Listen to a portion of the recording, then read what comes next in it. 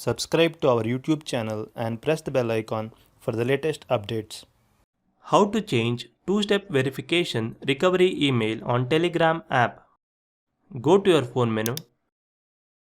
Find the Telegram app and tap on it.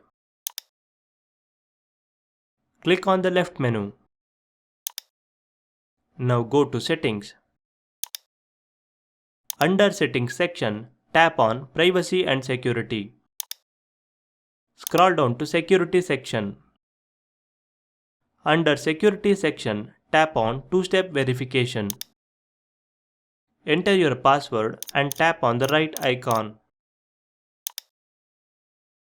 Tap on Change Recovery Email.